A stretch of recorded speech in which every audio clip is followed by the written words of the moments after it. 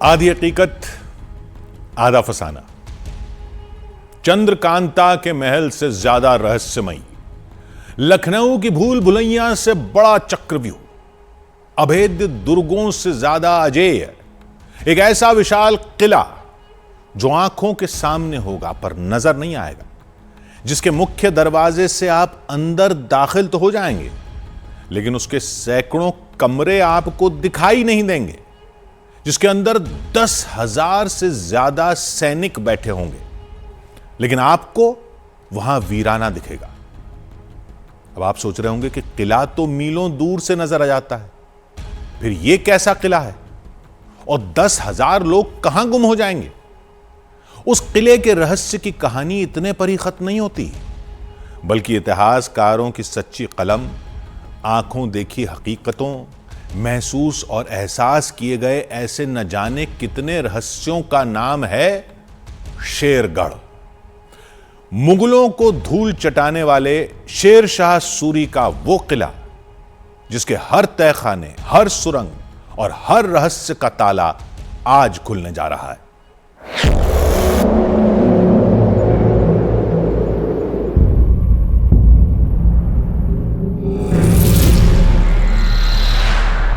शेरगढ़।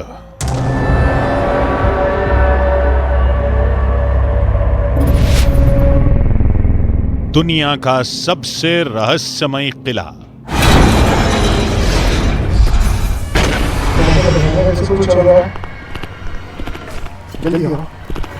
यूं तो यह किला पहाड़ी पर पूरे 16 किलोमीटर के दायरे में फैला है, लेकिन नीचे से देखो तो बादलों में गुम।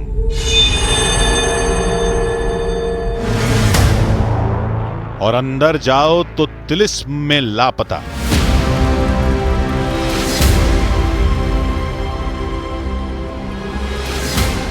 उस किले की सबसे बड़ी खासियत यह है कि ऊपर से आप गुजर जाइएगा, पता नहीं चलेगा कि कहीं किला भी है, घर द्वार भी है। 3 तला तक मिलेगा, नीचे मिट्टी भरी हुई है। वो किला नहीं बहरूपिया है, कभी भूल भुलैया बन जाता है। पहाड़ काटकर पहाड़ के नीचे 7 तला किला बने, इसका एकमात्र उदाहरण शेरगढ़ किला। तो कभी खौफ की चादर ओढ़कर खौफनाक। यहाँ पर इतने समझिए कि लोग मारे गए, इतनी खून की धारा बही। शेरगढ़ उसके बाद परित्यक्त हो गया। कभी किस्सों ने उसे अंधविश्वास का रूप दिया। जहाँ जहाँ भी खजाना बादशाहों ने दफन किया है, जिन्नातों का ऐसा बसेरा वहाँ रहता है। तो कभी इसकी हकीकत ही इसका श्राप बन गई। खजाने के चक्कर में इस किले को लोग तोड़ तोड़ के बर्बाद कर रहे हैं। आज हम हर तहखाने को खंगालेंगे, हर उस कहानी का रहस्य उधेड़ेंगे जिसने शेरगढ़ को बना दिया है रहस्यगढ़।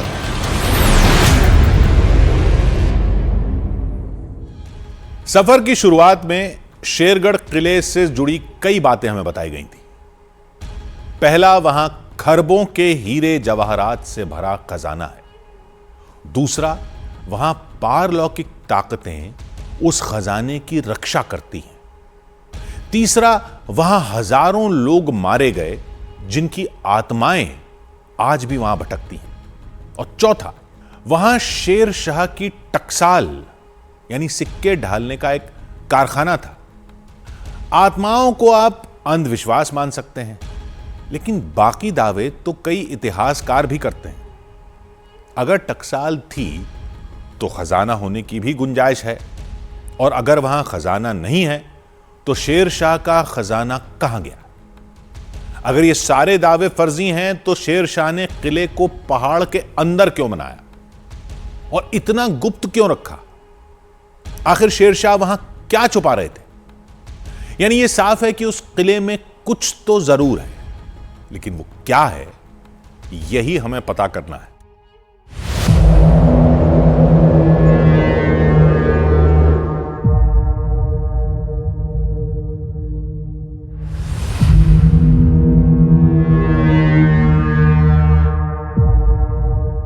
एक राज जो खत्म नहीं होता,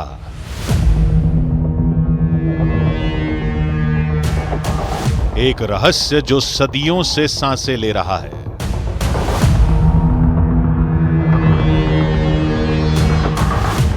एक तिलिस्म जिसे कोई नहीं तोड़ पाया।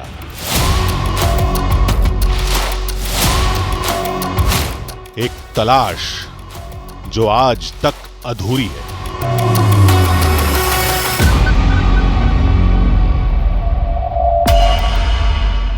आज हम हर पत्थर पलटेंगे, मॉडर्न इक्विपमेंट से कुरेदेंगे, साइंटिफिक गैजेट्स का जाल बिछाएंगे। अरे सिग्नल, ये देखो देखो देखो, इधर आओ, देखो कितना तेज सिग्नल आ रहा है। आज खुलकर रहेगा शेरगढ़ के इतिहास का वो पन्ना जो सैकड़ों फीट मिट्टी के नीचे दफन है। रहस्यों को तलाशने हम बिहार के रोहतासगढ़ की ओर चल दिए।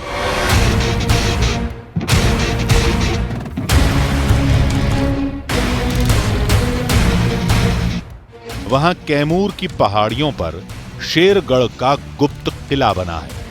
लेकिन क्या वाकई किला इतना रहस्यमयी है जितना लोग दावा करते हैं? ये समझने के लिए हमने कुछ इतिहासकारों से हकीकत जानने की कोशिश की। अजूबा किला है, क्योंकि किले जो होते हैं पहाड़ी के ऊपर होते हैं, लेकिन वो किला जो है वो पहाड़ी के अंदर है, अंदर खोद करके बनाया गया है। और अब्बास खान सरवानी ने उसको, जो तारीख़ शेरशाही का लेखक है, अकबर के समय में जो किताब लिखी गई, कहिए कि अकबर के अनुरोध पर लिखी गई, उस किताब में वह लिखता है कि यह शहरे को है, भुरकुड़ा का किला। शेरगढ़ उसका पहले नाम नहीं था, पहले उस किले का नाम था भुरकुड़ा का किला। जब शेर शाह के पिता को ये जागीर मिली तो उनके अंडर में आ गया, फिर शेर साहब का उस पर कब्जा हो गया। किला पहले जमीन के ऊपर था। कहते हैं शेर शाह ने फिर पहाड़ काट कर उसके अंदर एक और गुप्त किला बनवाया। 3 ताला तक मिलेगा, नीचे मिट्टी भरी हुई है। अच्छा, मिट्टी 3 मंजिल तक नीचे जाया जा? हाँ, जाया जा सकता है, और नीचे मिट्टी भरी है। अगर उस किले की सबसे बड़ी खासियत यह है कि ऊपर से आप गुजर जाइएगा, पता नहीं चलेगा कि कहीं किला भी है, घर द्वार भी है। अच्छा, पूरा निकल जाए, पूरी सेना निकल जाएगी। लेकिन उस किला के भीतर पूरी सेना है और उसमें से कई गुफाएं हैं। आप बाहर से घेर भी लें तो उसकी गुफाओं से पूरी सेना बाहर निकल जाएगी। अगर इसकी खुदाई आपके माध्यम से अगर इसे करा दे भारत सरकार, तो मैं कहता हूं कि भारतीय इतिहास में एक नया अध्याय जुड़ जाएगा, प्राचीनता को लेकर भी और वहाँ की भव्यता को लेकर भी। ये सामान्य बात नहीं है कि पहाड़ काट कर 7 ताला बना दिया जाए। बात कोई आम शख्स कहता तो शायद हम कहानी मान लेते, लेकिन ये दावा इतिहासकारों का है, यानी किले का पहाड़ के अंदर बना होना हकीकत है। अब सवाल यह है कि ऐसा क्यों किया गया? शेर शाह ने खुद को, अपने परिवार को और खास लोगों को बचाने के लिए अंडरग्राउंड किला बनवाया। लेकिन यह काम तो बेहद मजबूत दुर्ग बनाकर भी हो सकता था। कहते हैं इसके पीछे एक दूसरी वजह भी थी। उस किला के अंदर टकसाल हुआ करते थे, जो मान्यता है वहाँ के लोगों की, और सिक्के ढाले जाते रहे होंगे, जो वहाँ से निकाल कर रोहतासगढ़ फोर्ट या और भी जो गुफाएं उसमें से निकली है जो किंवदंतियों के अनुसार, उसके माध्यम से बाहर ले जाया जाता होगा और समाज में उसका उपयोग किया जाता होगा। तो आज वही वहाँ के लोग बताते हैं कि आज भी उस गुफा में घुसने पर सिक्कों की खनखनाहट सुनाई पड़ती है।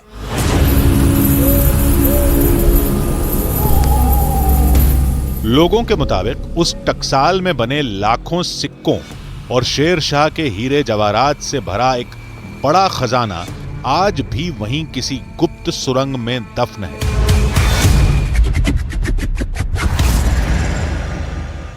काफी खजाना है, उसके बारे में भी कहा जाता है कि वो चूंकि गुप्त किला है ना, राजाओं महाराजाओं के पास हीरे जवाहरात जो होते थे वो निश्चित रूप से उस किले के भीतर जो तहखाने हैं उसमें छिपा कर रखे गए होंगे, और अगर आज उसकी खुदाई हो तो इस पर से भी पर्दा उठ सकता है। खजाने को हासिल करने के लिए कई युद्ध हुए,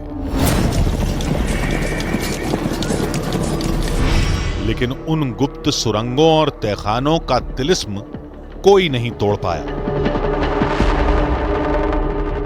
सूरी सल्तनत के समाप्त होने के बाद जब मुगलों ने भोजपुर पर आक्रमण किया तो श्री राम सिंह ने आकर के इस किले को, शेरगढ़ को वो हस्तगत कर लिया और इसका नाम रख दिया बादलगढ़। लेकिन जब काला पहाड़ आया और उसने इस पर जो है बहुत भारी कत्लेआम हुआ, अंततः श्री राम सिंह को छोड़ना पड़ा। इसीलिए बुकानन ने लिखा है कि यहाँ पर इतना कत्लेआम हुआ, इतनी खून की धारा बही शेरगढ़ में कि इसके बाद ये परित्यक्त हो गया है। शेरगढ़ की कहानी खोखली नहीं थी, बल्कि वहां अनसुलझे रहस्यों का जाल बिछा है। लेकिन जितना मुश्किल उन रहस्यों को सुलझाना है, उतना ही मुश्किल शेरगढ़ तक पहुंचना भी है।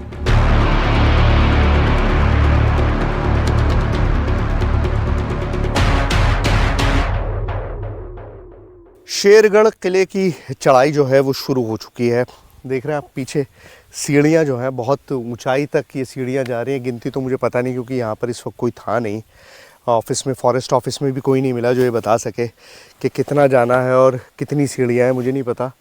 बट जो दिखाई दे रहा है उसके हिसाब से काफ़ी ऊंचाई है, और इस ऊंचाई तक जाना है उस किले के लिए जिस किले के बारे में कहा जाता है कि शायद हिंदुस्तान का सबसे बड़ा ख़जाना अगर कहीं है तो वो इसी किले में मौजूद है। मुझे नहीं पता कि वहाँ तक पहुँचने में कितना वक्त लगेगा, लेकिन चढ़ाई तो शुरू कर दी है और लेट्स सी कहाँ तक जाते हैं। आइए। हमने चढ़ाई शुरू की। हमें नीचे से किले की एक झलक भी नहीं दिख रही थी, लेकिन कहते हैं कि किले में बैठे सैनिक 10 किलोमीटर दूर से दुश्मन पर नजर रख सकते थे। ऐसे रहस्य खींच रहे थे तो चट्टानी चढ़ाई रास्ता रोक रही थी।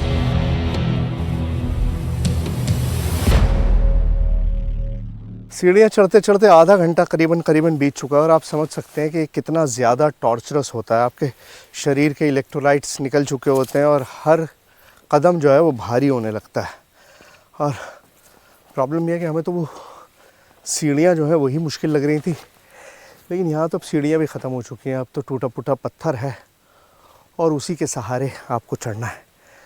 जब आप इस तरह की जगह पर आते हैं तब आपको समझ आता है कि ये सारा जो तरीक़ा है, जोग्राफिकल लोकेशंस हैं, ये इसलिए चुनी जाती हैं क्योंकि इनको डिफ़ेंड करना आसान होता है। किसी भी किले को आप ऐसी जगह बनाना चाहते हैं जहाँ पर कोई भी आसानी से ना पहुँच सके। अब उस वक्त ये सब कुछ स्ट्रैटेजिक ज़रूरत होती है, लेकिन इस वक्त ये हमारी परेशानी का बहुत बड़ा सबब बन जाती है। लेकिन जाना तो है ही, इसलिए चलते हैं। Let's go.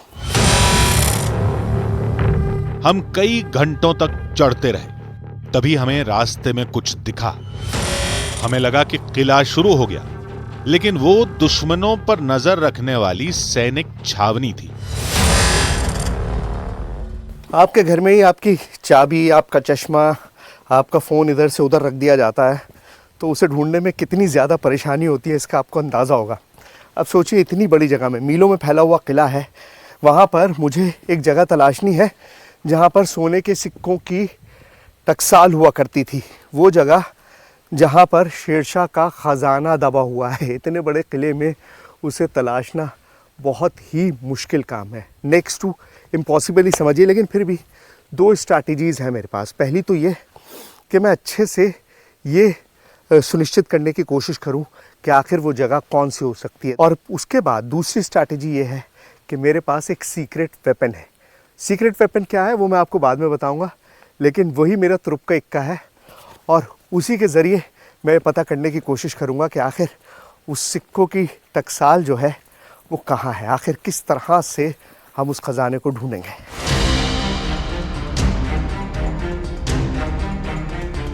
हमने फिर चढ़ाई शुरू की। आखिरकार हमें किले का मुख्य गेट नजर आया, यानी अब किला भी कहीं आसपास ही होगा। इस वक्त हम किले के इनर सैंक्टम यानी अंदरूनी हिस्से में घुस चुके हैं। इस दरवाजे के बाद जो ये दरवाज़ा है, इसके बाद जो हिस्सा है वो किले का अंदरूनी हिस्सा, यानी वो हिस्सा है जहाँ पर आम लोग नहीं आ जा सकते थे। सिर्फ वही लोग आते थे जिनका या तो किले से कोई ताल्लुक़ था या फिर वो किले से जुड़े हुए राजदार थे, किले में काम करते थे, क्योंकि यहाँ से आगे ही वो जगह है जहाँ पर सोने की टकसाल हुआ करती थी, सोने के सिक्के बना करते थे। तो ये दरवाज़ा जो आप देख रहे हैं, इससे आगे किसी को आने की इजाज़त नहीं थी, लेकिन आज हम यहाँ से आगे भी जाएंगे और उस टकसाल तक भी जाएंगे। लेकिन हम गलत थे। ये गेट दुश्मन को झांसा देने के लिए बनाया गया था। किला अब भी काफी ऊपर था। इस बीच एक नई मुश्किल आ खड़ी हुई।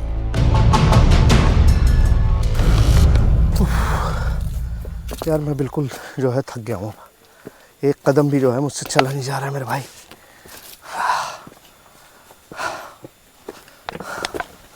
ओह गॉड, बैठो भाई। ओहो सर, पानी पिला दो। पानी तो भैया बहुत पहले ख़त्म हो चुका, खाली बोतल है, कुछ नहीं है। वो लोग भी पता नहीं पीछे कहाँ छूट गए। पानी नहीं मिला तो ऐसा लग रहा है कि बेहोश हो जाऊंगा। बहुत गर्मी है यार, चलो उसी तरफ चलते हैं। हम काफी देर चलते रहे लेकिन कहीं पानी नहीं मिला। पसीना तेजी से बह रहा था। अगर जल्द पानी नहीं मिला तो डिहाइड्रेशन का खतरा था। इस कड़ी धूप में और बिना पानी के अब एक एक कदम चलना मुश्किल हो गया। और प्रॉब्लम सबसे बड़ी है कि बराबर में नदी है। मतलब मुझे दिखाई दे रहा है कि इतना पानी यहाँ पर है, लेकिन वहाँ तक पहुँचा नहीं जा सकता। इतनी दूर हूँ मैं पानी से, गला बिल्कुल सूख चुका है। आप महसूस कर रहे होंगे कि मेरी आवाज़ जो है वो भर्राने लगी है। अब अगर पानी नहीं मिलेगा, I don't think I will survive. कोई आवाज़ सुनाई देना पुजारी? हाँ, कोई जानना तो नहीं है, पेड़ों की आवाज़। हाँ, लेकिन ऐसा लग रहा है ना जैसे कोई चल रहा है। शायद हमारी टीम होगी। उनके पास पानी था। हम तेजी से आवाज की दिशा की ओर भागे। जल्दी आओ, एक आदमी है, जल्दी आओ। अरे क्या बात है, शुक्र आप मिल गए। दौड़ रहे क्यों? इसलिए दौड़ रहा हूँ क्योंकि बहुत देर से कहाँ से आए आप लोग? पानी नहीं था, बहुत देर से हम बहुत प्यास से घूम ठीक है, रहा हूँ मैं। पानी पिला दीजिए। पहले बताइए आप लोग आए कहाँ से? मैं बता दूंगा। पहला बहुत सारे लोग यहाँ खजाना तलाश करने आते हैं। खजाना नहीं तलाशना है, पहले पानी पिला दीजिए। मेरा पानी गला तो यहाँ बिल्कुल मिलता चोक हो नहीं रहा है, ऐसे एक बॉडी है। चलिए मैं आपको दिखाता हूँ, शायद हो सकता है कि हो इस बस वक्त। बस थोड़ा सा 2 घूंट पानी दे दीजिए। चलिए मैं आपको दिखाता हूँ, आइए।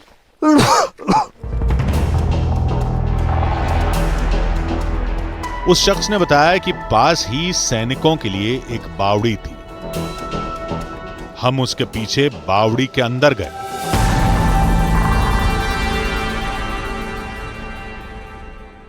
रहस्य और भूल भुलैयों से भरी हुई दुनिया है। आवाज़ देखना किस तरह से गूंज रही है। यहाँ पर ज़मीन के नीचे हम आ गए हैं और अब ज़मीन के नीचे कितना और जाना है पता नहीं। टॉर्च लेके घुप अंधेरा है, सिर्फ उस रास्ते से थी रोशनी जितनी थी।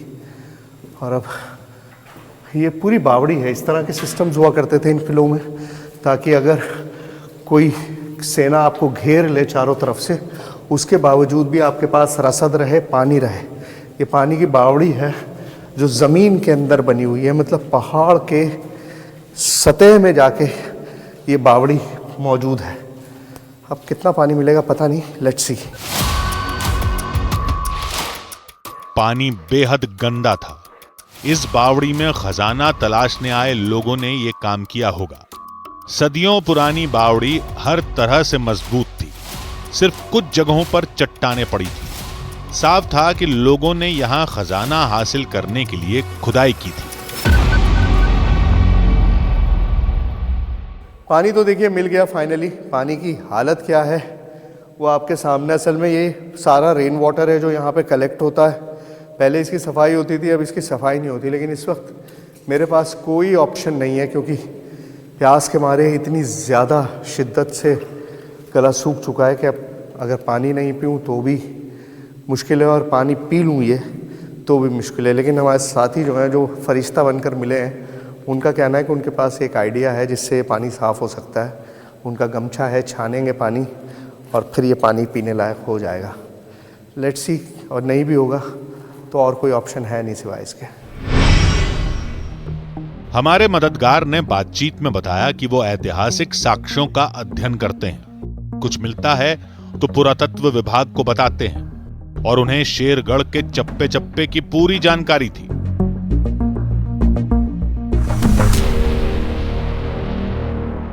देख रहे हैं ये जो पश्चिम साइड का, ये खरवार राजा का बनवाया हुआ था।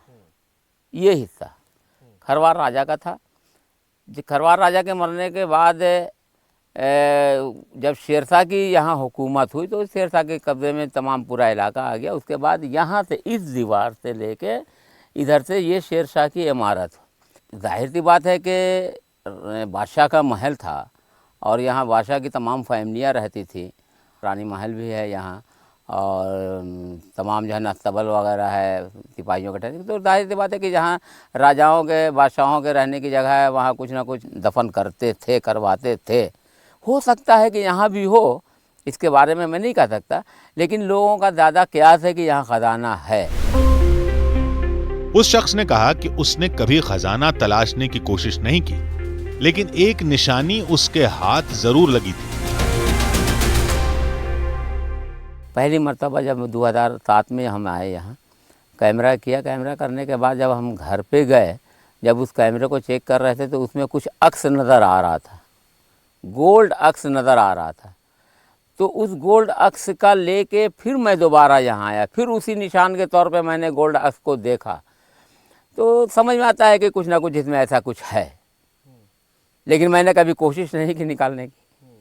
मैंने कभी तोड़ने की कोशिश नहीं की। मैं तो सुरक्षा की दृष्टि से तमाम लेटर वगैरह लिखता रहता हूँ, इसलिए मैंने कभी इस चीज़ को निकालने की कोशिश नहीं की, समझने की, देखने की कोशिश नहीं की। सोने के सिक्कों की वो तस्वीर उस शख्स के घर पर थी, इसलिए हम उसकी जांच नहीं कर पाए।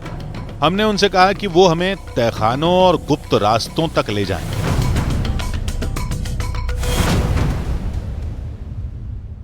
ये है वो ये तहखाने इस तरह के बने हुए हैं ज़मीन के अंदर। ये दरअसल यहाँ तहखाने 5 में से ये एक तहखाना जो है ये नाच घर इसको बोलते हैं।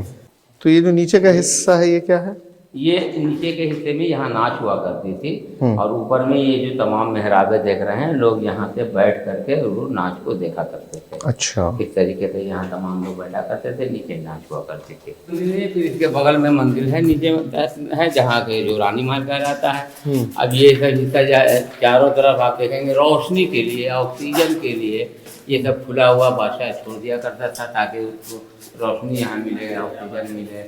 इस तरह से जो है ना बादशाहों ने बड़ी मजबूती से बहुत खूबसूरत तरीके से इसे बनाया है। हमने उस शख्स से रात में हमारे साथ रुकने के लिए कहा, लेकिन उसने साफ मना कर दिया। यहाँ खजाना तो लोग देखने आ जाते हैं, मैं भी जैसे मैंने कहा चलो देखें कहाँ खजाना है कहाँ नहीं है। ये बताइए, ये जो जिन जिन्नात वाला मामला है जी, जिन्नातों का भी मामला है ही? ये वीरानियत है। हाँ। अब वीरानियत में अक्सर आत्माएं रहती हैं। हाँ। अब जैसे आप तो जा रहे हैं और हम यहाँ पे इन्वेस्टिगेशन करेंगे जी, तो कुछ ख्याल रखने की ज़रूरत है। 12 बजे रात के बाद अक्सर जिन्नात लोग का आना जाना होता है, तो थोड़ा सा एहतियात कर लेते हैं कि 12 बजे रात के बाद हम हॉल के अंदर ना। अच्छा, मतलब रात में ना जाए? रात में ना, शाम में तो कर सकते। बिल्कुल बिल्कुल बिल्कुल।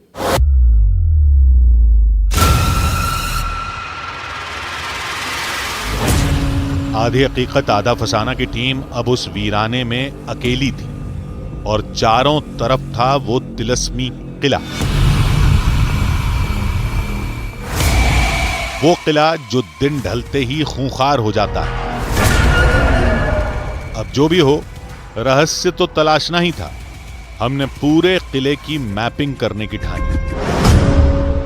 इस किले तक पहुंचने के लिए लोग हजारों बार कोशिश करते हैं, सैकड़ों लोगों ने कोशिश की है, लेकिन बहुत कम लोग यहाँ तक पहुंच पाते हैं क्योंकि इस तक पहुंचने का रास्ता बहुत ही ज़्यादा दुर्गम है, मुश्किल है। और अपने ज़माने में ये अजय किला था, एक ऐसा किला जिसको जीतना ऑलमोस्ट इम्पॉसिबल था क्योंकि तीन तरफ नदी है, पठार का एरिया है और आप कहीं से भी यहाँ पर आ नहीं सकते सिवाय एक रास्ते के। और ये पूरा इलाका जो आपको दिखाई दे रहा है, ये सारा इस किले ने अपने अंदर समेटा हुआ है। मतलब पूरा पहाड़ जो है वो एक तरह से इस किले में सिमट गया है। पूरा पहाड़ का टॉप जो है वो ये किला ही है और उसके अलावा कुछ भी यहाँ चारों तरफ नहीं है, कोई आबादी नहीं है, कुछ नहीं है किलोमीटर तक, और सिर्फ किला है और उसके चारों तरफ नदी है। किला बेहद विशाल था। दुश्मनों की आंखों में धूल झोंकने के लिए ऊपर भी कई कमरे थे, लेकिन वक्त और बेइंतजामी ने उन्हें पूरी तरह तबाह कर दिया था। जगह जगह दिखती नक्काशियों, मेहराबों और कंगूरों में इसके बीते गौरवशाली अतीत की धुंधली झलक झांक रही थी। अफसोस को ताक पर रखकर हम फिर अपने काम पर लग गए। तो आप ये देखिए अपने आप में ये किला कितना अजूबा है। इस वक्त मैं जिस जगह पर हूँ आपको कुछ नहीं दिखाई दे रहा होगा, लेकिन इसके नीचे पूरी दुनिया बसी हुई है। कई सारे कमरे हैं, कई सारे बेसमेंट्स हैं, कई सारी मंजिलें। इनफैक्ट ये जगह, यहाँ से अंदर जाने का रास्ता, ऊपर आपको सिवाय दीवार के कुछ नहीं दिखेगा, लेकिन यहाँ से पूरा रास्ता है जहाँ से आप अंदर जा सकते हैं। और एक दो कमरे नहीं है, इस तरह के सैकड़ों कमरे इस पूरे किले में चारों तरफ बिखरे हुए हैं। चारों तरफ आपको इस तरह की चीजें दिख जाएंगी और उन्हीं रास्तों से हम भी अंदर जाने की कोशिश करेंगे। लेकिन उससे पहले ये समझने की जरूरत है कि आखिर यहाँ पर और क्या चीजें हैं, यहाँ पर इस पूरे किले में और ऐसी क्या चीजें हैं जिसे हम देख सकते हैं। आधी हकीकत आधा फसाना की टीम वहां दूसरे गुप्त रास्ते तलाश रही थी। तभी उस वीराने में एक अनजान चेहरा नजर आया। हमने उससे बात की। उसने हमें कुछ ऐसा बताया जिसने हमारे दिल में नया खौफ भर दिया।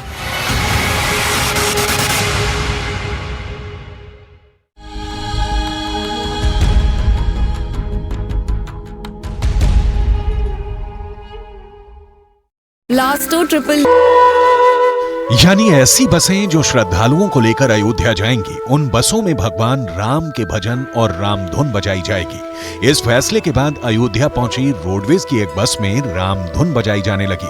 जो भी श्रद्धालु अयोध्या पहुंच रहे हैं उन्हें रोडवेज की बसों में भगवान राम की धुन सुनाई गई। यूपी रोडवेज की ये बस है और यहाँ पर जो यात्री आए हैं, नेपाल से आए यात्री हैं और अभी यहाँ यूपी रोडवेज की बसों में ये बैठे हैं और राम धुन युक्त यूपी की बसें होंगी तो इसी तरीके का यहाँ पर नजारा होगा, क्योंकि भगवान राम अयोध्या में आने वाले हैं और हर तरीके का हर जगह राम धुन माहौल ये बनेगा।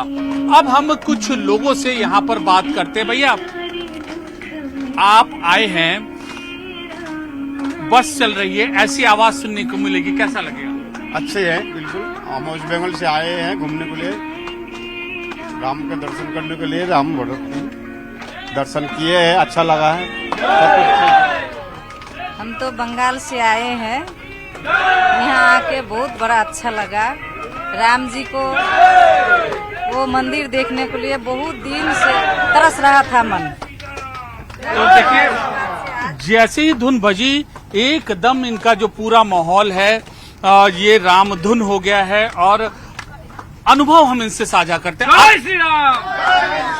आप कहाँ से आए हो? वेस्ट बंगाल से। वेस्ट बंगाल से आए हो? वेस्ट बंगाल। ये धुन सुनाई दी आपको? बस बहुत अच्छा लगता है। यहाँ का राम आ गया, जरूर आएगा, राम आ गया। जय श्री राम, जय श्री राम, जय सीताराम, जय बजरंगबली। हमसे बंगाल से आए हैं, खूब बहुत अच्छा लगा है। जय श्री राम, जय श्री राम। उत्तर प्रदेश परिवहन विभाग के इस फैसले के तहत 22 जनवरी तक यूपी रोडवेज की सभी बसों में भगवान राम के भजन बजाए जाएंगे। कई बसों में राम धुन को बजाया भी जाने लगा है और अन्य बसों में इसकी तैयारी की जा रही है। क्या आदेश क्या है पूरा ये रामधुन? ये आदेश है जय सिया राम सभी को मेरे तरफ से। मैं उत्तर प्रदेश रोडवेज से संविदा कर्मचारी हूँ, परिचालक बोल रहा हूँ। ये आदेश आया हुआ है हमारे डिपो में, समस्त डिपो में उत्तर प्रदेश में, कि सभी लोग जो अयोध्या जा रहे हैं, जो भी अपना बस संचालन कर रहे हैं, सभी को ये धुन अच्छे से सुनाई देनी चाहिए और बढ़िया तरीके से और माहौल बना के बढ़िया अच्छे से आनंदमय तरीके से प्रभु राम जी का दर्शन हो और हम मनोकामना करें सबकी यात्रा अच्छे मंगलमय तरीके से हो, कोई भी दिक्कत परेशानी न हो और बढ़िया धुन से आप अपने आप यात्रा मंगलमय करें। जय सिया राम। रामधुन का बजाने के लिए कहा गया और यात्री को गाना सुनाते हुए ले जाए राम भगवान के। और अच्छा ये बताइए कि जब ये गाना बजता है तो आप यात्रियों के चेहरे पर क्या देखते हैं या किस तरीके की भावना आप देखते हैं? उनके चेहरों पर खुशी मिलती है, एकदम झलक आती है कि राम भगवान स्वयं आ गए हैं। उत्तर प्रदेश परिवहन विभाग के फैसले के मुताबिक बसों में बजाए जाने वाले भजन अलग अलग गायकों के होंगे। कई शहरों में वहां के स्थानीय गायकों की भी भक्ति के गीत को शामिल किया गया है। इस फैसले से अयोध्या जाने वाले हर यात्री के मन में रामोत्सव को लेकर उत्साह पैदा होगा। यानी हर यात्री किसी न किसी तरह से प्राण प्रतिष्ठा के इस कार्यक्रम से जुड़ सकेगा।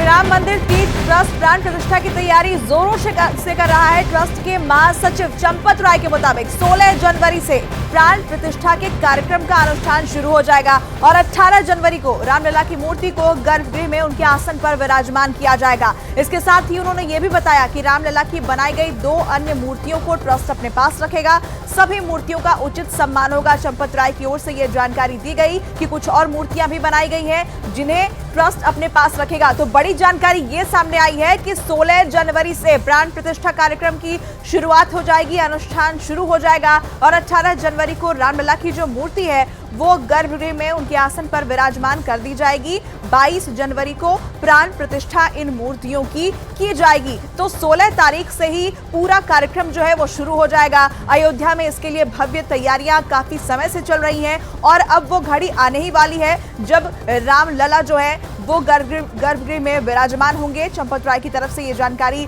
साझा की गई है कि रामलला की और भी मूर्तियां हैं वो ट्रस्ट के पास रहेंगी।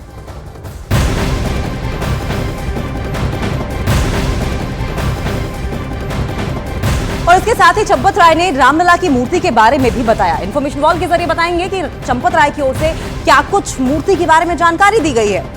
चंपत राय के मुताबिक रामलला की मूर्ति 5 साल के बाल स्वरूप की मूर्ति होगी और रामलला की मूर्ति में देवत्व और बाल स्वरूप दोनों एक साथ दिखाई देंगे। रामलला की मूर्ति का वजन 1.5 टन यानी कि 1500 किलोग्राम रहेगा। वहीं रंग की अगर बात करें तो मूर्ति का रंग श्यामल रहेगा। ये चंपत राय की ओर से जानकारी दी गई है। साथ साथ नीले रंग का मिश्रित रंग भी बताया जा रहा है मूर्ति का।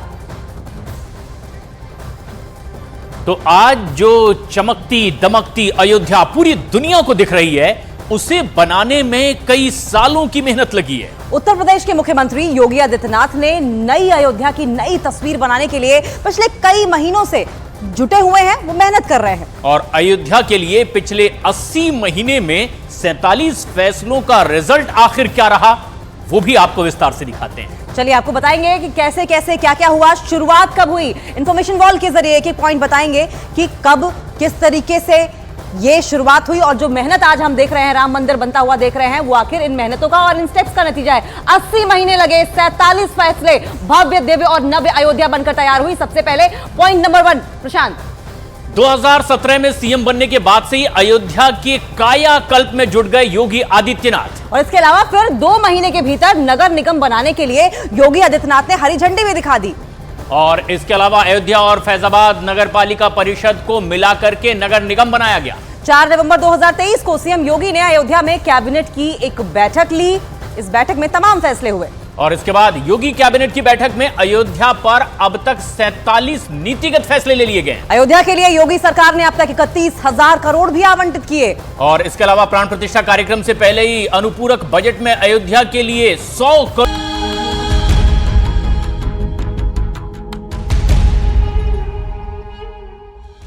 आधी हकीकत आधा फसाना, न भूत प्रेत न जिन्न जिन्नात।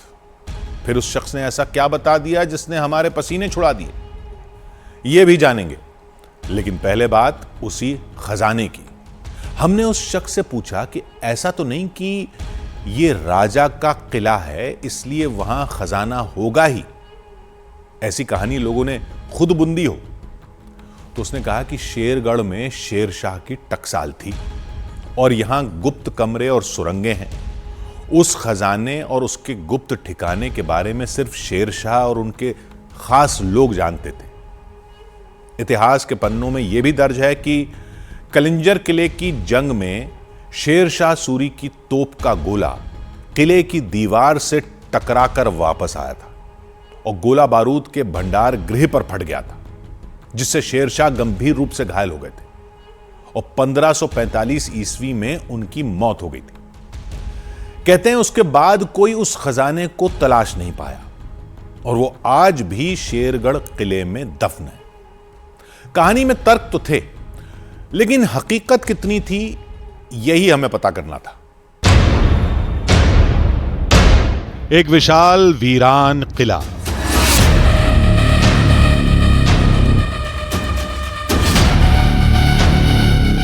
किले में जमीन के अंदर 7 मंजिला इमारत,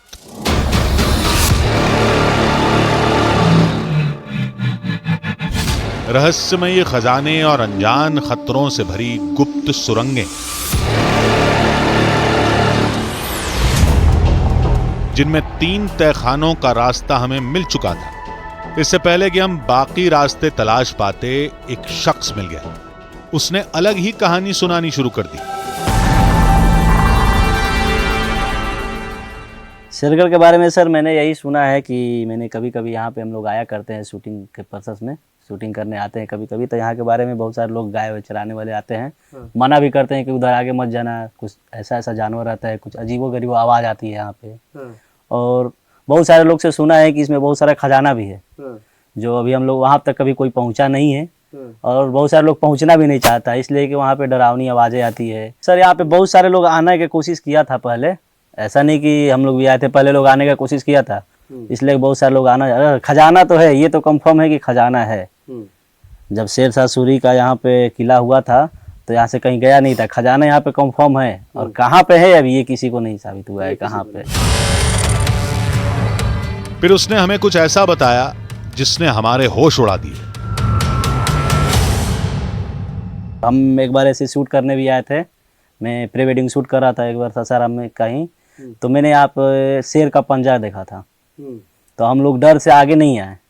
ऐसा भी सुनने में आता है कि ये बहुत बड़ा जंगल है, छत्तीसगढ़ तक सीमा इसका मिलता है जाके, तो उधर से अमरकंटक साइड से टाइगर आते रहते हैं। यहाँ दिखे थे कुछ दिन पहले, अभी ताराचंडी में टाइगर दिखे थे।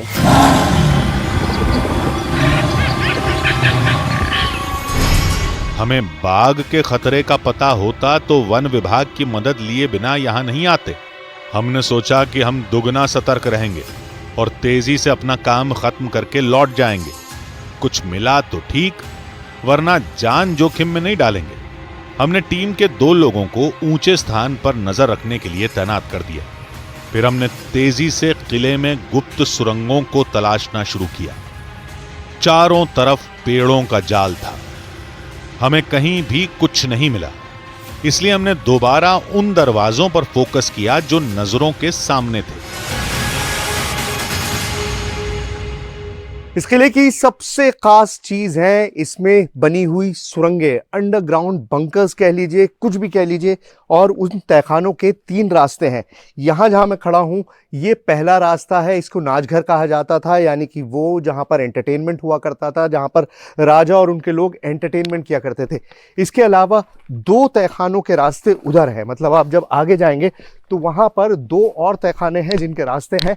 एक जो रास्ता है वो ये रास्ता है, ये कहलाता है राजा का महल। अंदर तहखाना है, बहुत गहरा, बहुत सारे कमरे हैं, बहुत सारी चीज़ें हैं इस तहखाने के अंदर, लेकिन अंदर अंधेरा है, कोई भी इनलेट नहीं है सनलाइट का। ये राजा महल है और इसके बराबर में ही यहाँ पर जो है इसे कहते हैं रानी महल। ये तीसरा दरवाज़ा है। तो मैंने आपको पहला दरवाज़ा वहाँ दिखाया, दूसरा यहाँ, तीसरा यहाँ। ये अंदर जाल बिछा हुआ है सुरंगों का, तहखाने हैं, और मान्यता ये है कि यहीं पर इन्हीं तहखानों में टकसाल हुआ करती थी और इन्हीं तहखानों में कहीं पर खजाना छुपा हुआ है। कहाँ पर नहीं पता। यहां खजाना छुपा भी होगा तो जाहिर है जमीन के अंदर होगा, ऊपर से उसका अंदाजा लगाना नामुमकिन था।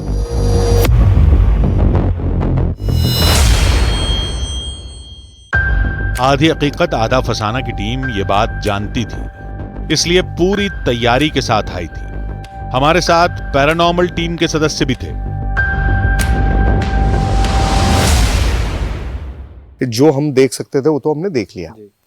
What next now? अब क्या है जिससे हम पता कर सकते हैं कि जमीन के नीचे क्या है? तो ये जो मशीन है इसे हम मेटल डिटेक्टर कहते हैं। अब इससे क्या होगा कि हम यहाँ पर जब तलाश करेंगे तो ये हमें बता देगा कि कौन से कोने में किस जगह पर कौन सी धातु छिपी हुई है, कोई लोहा है या कोई कॉपर है या कोई गोल्ड है, वो इससे हम पता कर सकते हैं। ये हमें बहुत आसानी से हमें बता देगा। हमने मशीन के काम करने के तरीके को बारीकी से पूछा। 4 यहाँ पर पॉइंट्स हैं। एक से पता चलता है कि आयरन है अगर वो ब्लिंक करता है, दूसरा अगर ब्लिंक करता है तो हो सकता है कि छोटे मोटे सिक्के हों, कॉइन हो, फॉइल हो।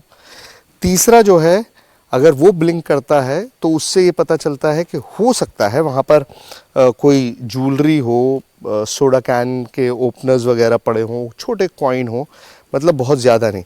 लेकिन जो चौथा है अगर वो ब्लिंक करता है तो दैट मीन्स कि वहाँ पर बहुत बड़ी तादाद में सोना चांदी है, बहुत बड़ी तादाद में सिक्के हैं, अमेज्ड है, मतलब एक ही जगह पर बहुत सारा इकट्ठा है। अब मैं आपको एक करके दिखाता हूँ। वक्त कम था, गलती की गुंजाइश नहीं थी, इसलिए हमने मशीन को टेस्ट किया।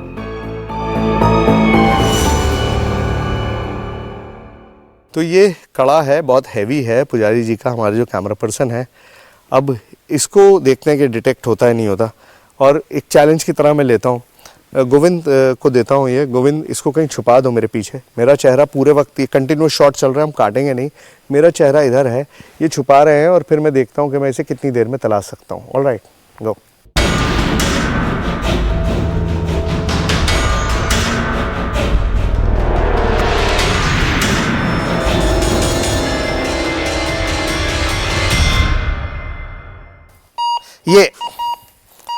ये देखिए, बहुत अच्छे से गोविंद ने छुपाने की कोशिश की थी लेकिन कामयाब नहीं हो पाए।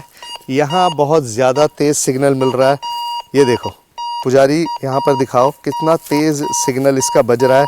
ये बता रहा है कि यहाँ पे हो सकता है कोई ज्वेलरी छिपी हुई है। लगातार बज रहा है, ज्वेलरी का बता रहा है कि यहाँ पर ज्वेलरी है। और ज्वेलरी क्या है मैं आपको निकाल के दिखाता हूँ। ज्वेलरी है पुजारी जी का कड़ा, वो कड़ा जो हमने गोविंद को दिया था छिपाने के लिए। तो बस यही काम है इस छोटी सी मशीन का। टेक्निकल चीज़ है, बहुत आसानी से पता लगा सकते हैं। चलिए तो किले में अब मेहनत शुरू की जाए। चलिए। मशीन ठीक काम कर रही थी।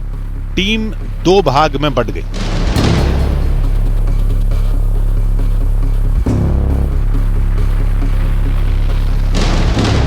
आधी हकीकत आधा फसाना की टीम ने किले के एक हिस्से में सोने की तलाश शुरू कर दी, वहीं पैरानॉर्मल टीम दूसरे हिस्से में खजाना तलाश करने लगी, लेकिन काफी देर तक कुछ नहीं मिला। अरे यहाँ बैठे हो, क्या हुआ? यार थक गया भाई, कितना लंबा किला है, कुछ पता चला? कहाँ कहाँ तलाश है, कुछ नहीं पता चला।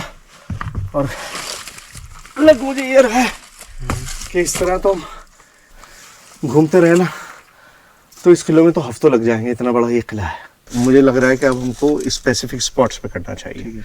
तो आई थिंक आप रानी महल की बात कर रहे हैं। रानी महल में ही, क्योंकि सबसे ज़्यादा लोगों का वो है कि वहीं पर हैं, जो तहखान है उन्हीं में चलते हैं। वहाँ जाने से पहले थोड़ा ये सोच लीजिए, क्योंकि मैंने जो सुना है कि वहाँ पे जिन जिन्नात जो है वो खजाने की रक्षा करते हैं। तो अपनी सेफ्टी के लिए मैं चाहता हूँ कि एक पैरानॉर्मल जाँच कर ली जाए पहले, वहाँ जाने से पहले, और आसपास उसकी जो बेसिक रीडिंग हम लेते हैं, फिर उसके अंदर हम लोग चलते हैं। हाँ तो ठीक है, कोई बात नहीं, आप ज़्यादा बेहतर जानते हैं मुझसे। Let's go and do it. चलो आओ। अब हमें किले की अंदरूनी मंजिलों की जांच करनी थी। कहते हैं उन्हीं कमरों में सुरंगों का रास्ता है। दीवारों के उस पार जमीन के किसी कोने से कोई गुप्त रास्ता खुलता है, ठीक किसी तिलिस्म की तरह।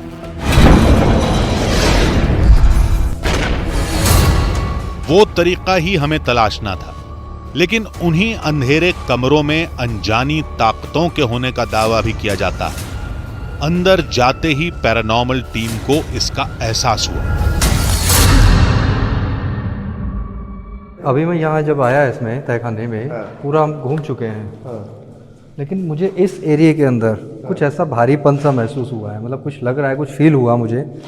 तो मैं चाहता हूँ मैं इस जगह पर या उस जगह पर, मतलब इस पूरे जगह पर मुझे नेगेटिविटी थोड़ी सी फील हुई है। तो मैं यहाँ मैं आपको कंटेक्स्ट दे दूं कि ये जो जगह है ये रानी महल था और सबसे ज़्यादा खुदाई जो है वो यहीं पर हुई है और इसी के बारे में फेमस है कि इसकी दीवारों में लोगों ने सोने को देखा है। अब दीवारों में सोना है या नहीं है, लेकिन पहले ये पता कर लें कि भैया कोई ऐसी पावर तो नहीं है जो उठा के पटक दे, जैसा लोग कहते हैं। लोग कह रहे हैं कि वो उसकी जो है रक्षा। तो क्या करेंगे हम भाई? मैं यहाँ अपने K2 मीटर से एक बार चेक कर। चलो पहले तुम K2 मीटर से सर्च कर लो, तुम्हें कुछ नहीं मिलेगा तो फिर हम सर्च कर लेंगे। गुप्त अंधेरे कमरे में एक अजीब सी घुटन और दबाव था। उस एहसास को कैमरे में कैद नहीं किया जा सकता था, लेकिन वो क्या था? ऑक्सीजन की कमी या कुछ और? हमने फौरन K2 मीटर के जरिए जवाब तलाशना शुरू किया।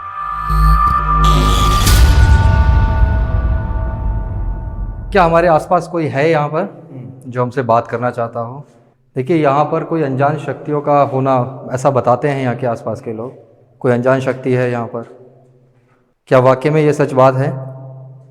अगर ये सच है तो इसके पास आकर के इसमें 2 या 3 लाइट जला करके मुझे बता सकते हैं। कई सवाल किए लेकिन कोई जवाब नहीं मिला। क्या कोई है हमारे पास जो हमसे बात करना चाहता हो? देखिए, इस किले के बारे में बताया कि यहाँ कोई खजाना दबा है जिसकी रक्षा कोई अनजान शक्ति करती है। अगर आप वही हैं जो हमें देख पा रहे हैं तो इस मशीन के ज़रिए हमसे बात कर सकते हैं। आप इसके पास आएं और इसमें 2 या 3 लाइट जला करके हमें बताएं कि आप यहाँ पर मौजूद हैं। कोशिश करें इसके पास आने की। ये मशीन जो है किसी भी तरीके से आपको कोई नुकसान नहीं पहुँचाएगी। ये जरिया है आपसे बात करने का। कुछ नहीं हो रहा। हमने कहा वहां कुछ नहीं है, लेकिन पैरानॉर्मल टीम बार बार कुछ महसूस होने का दावा कर रही थी। लेकिन हाँ, मैं जब आया था थोड़ा सा मुझे भारीपन तो लग रहा है यहाँ पर। तो हमारे पास कोई और तरीका है जिससे नहीं, मेन तो भी K2 है और मेरे पास एक घोस्ट मीटर भी तो है। तो ये भी पता कर लो। हाँ, और जिसको नाम दिया गया है वैसे ही तो करो। इससे क्या आप करते हैं? इससे भी सेम वही है। कम्युनिकेट करेंगे तो जिसमें ये कांटा है ये ऊपर अपने आप। अच्छा, एनर्जी का ही पता चलेगा। एनर्जी का पता चलेगा। ठीक है, एक तरीके से पता कर लिया, उससे नहीं हो रहा है तो अब दूसरे तरीके से पता करके देख लेते हैं। पैरानॉर्मल टीम ने फिर अनजानी ताकतों से संपर्क कायम करने की कोशिश की। कोई है हमारे आसपास जो हमसे बात करना चाहता हो? हम आपके बारे में जानना चाहते हैं। अगर आप कुछ अपने बारे में बताना चाहते हैं तो इस मशीन के पास आकर के इस कांटे को ज़रा सा भी ऊपर कर दीजिए। कोशिश करिए इसके पास आने की। कुछ नहीं हो रहा। ठीक है, अब कहीं और ट्राई कर लेते हैं। पैरानॉर्मल टीम ने भी माना कि वहां आत्माओं और अनजानी ताकतों के होने का दावा फर्जी था। हम अंधेरा होने से पहले तलाश पूरी करना चाहते थे, इसलिए पैरानॉर्मल टीम ने जमीन के अंदर बने राजा के महल में जांच शुरू की। क्या पता शेर शाह की इसी आरामगाह से कोई रास्ता खजाने की ओर जाता हो। उधर इसी सोच के साथ आधी हकीकत आधा फसाना की टीम रानी महल में चप्पा चप्पा तलाश रही थी। काफी देर खोजते रहे लेकिन कुछ नहीं मिला। तभी मेटल डिटेक्टर ने आवाज की। पिछले 1 घंटे से मैं लगातार यहाँ पर कोशिश कर रहा हूँ तलाशने की, और मुझे अभी तक कोई भी इस तरह की चीज़ डिटेक्ट होती हुई दिखाई नहीं दी है। तो मान लीजिए ये हल्का सा आया है, ये बता रहा है कि यहाँ पर कुछ मेटल है, कुछ मेटेलिक है यहाँ पर। नहीं, फॉल्स अलार्म है, कुछ मेटेलिक तो है। हो सकता है कोई लोहा हो, कुछ इस तरह की चीज़ हो।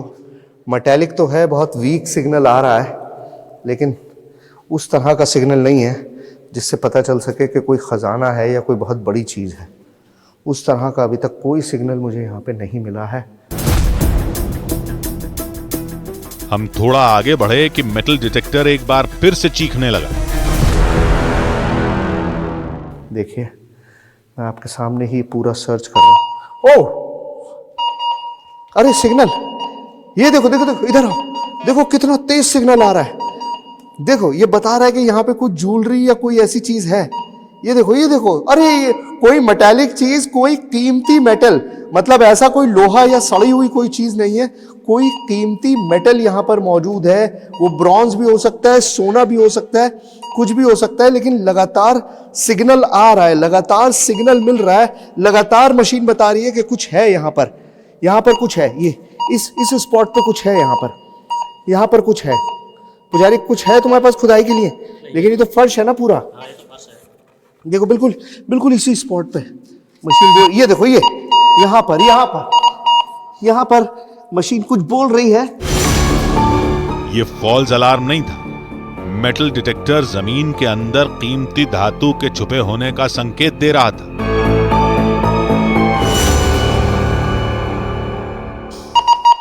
देखा, ये सिक्का किसी का पड़ा हुआ है और उसी वजह से मशीन इतना बोल रही थी। ये देखिए, ये सिक्का था, सिक्का ही था और कुछ नहीं है। वो सिक्का था तो मशीन बोल रही थी। फॉल्स अलार्म था। जब हम तलाश रहे थे तो और कुछ नहीं था, ये सिक्का था। अब सिक्का निकाल दिया है तो अब कुछ भी नहीं है, यहाँ पे कुछ भी नहीं है। उफान से उठी उम्मीदें तुरंत बैठ गई।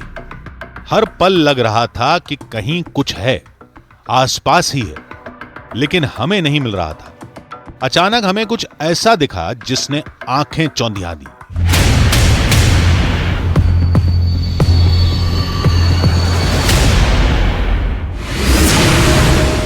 सामने एक दीवार थी, हीरों सी दमकती दीवार, जैसे उसमें हजारों लाखों सोने के महीन टुकड़े दबा दिए गए हों।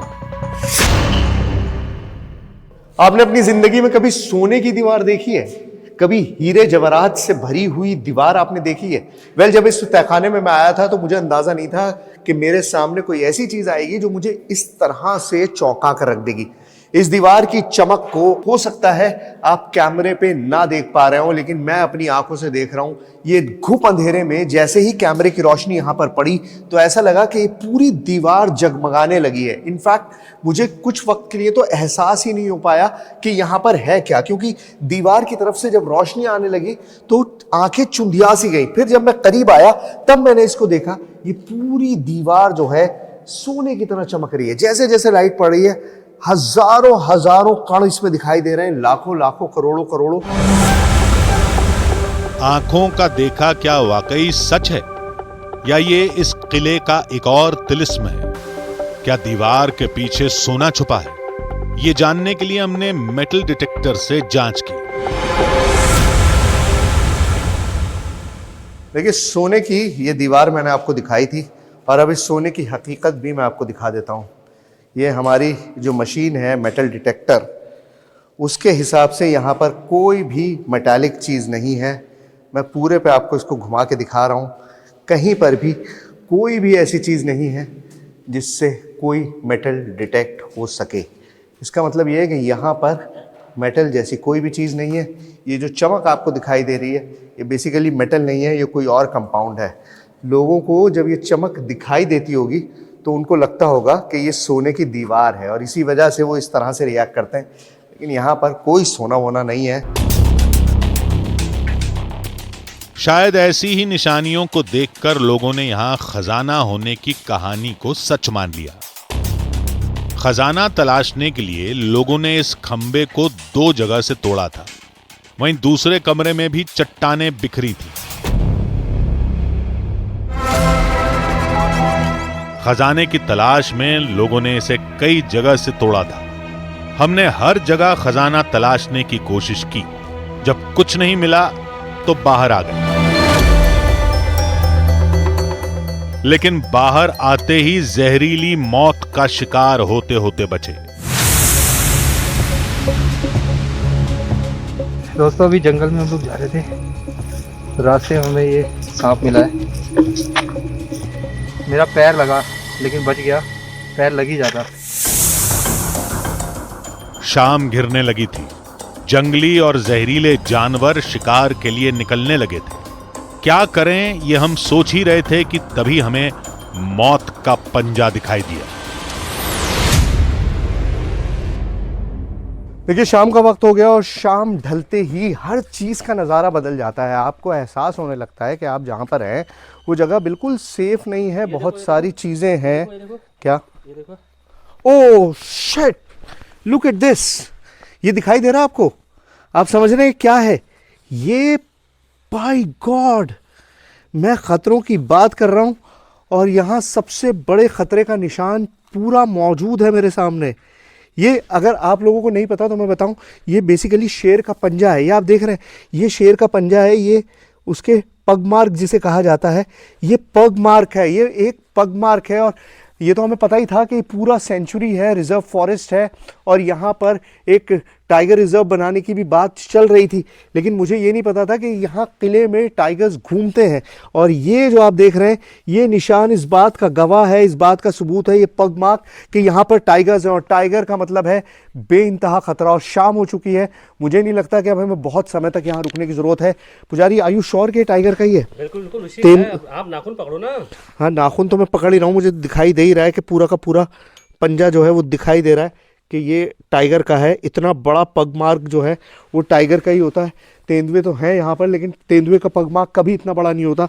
ये पग मार्क जो है ये बहुत बड़ा है और बहुत बड़ा पग मार्क मतलब there is a heavy male tiger. यहाँ पर एक बड़ा शेर मौजूद है, एक बड़ा टाइगर मौजूद है, बाघ मौजूद है। और अपने आप में ये इतना शॉकिंग है।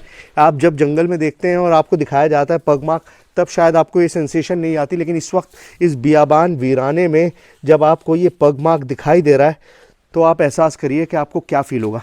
आई थिंक ये उसका रास्ता है, यहाँ से चलना चाहिए पुजारी। We should get out of here. चलो उस सबको इकट्ठा करो एक जगह।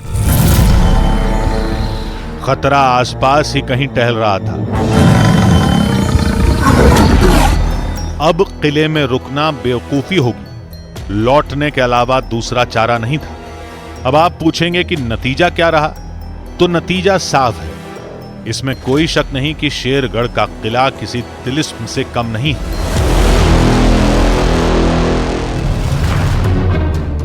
जिसके अंडरग्राउंड कमरों में न जाने कितने रहस्य आज भी कैद हैं। लेकिन सच ये भी है कि ये एक ऐतिहासिक धरोहर है।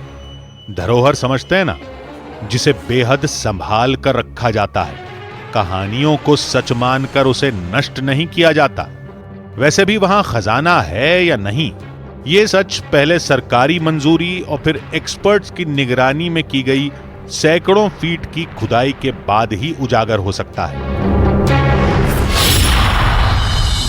वो जब होगा तब होगा, लेकिन तब तक आप शेरगढ़ जाएं, उस अंडरग्राउंड किले की खूबसूरती और उसके अनोखेपन को देखें, लेकिन उसे नष्ट न करें।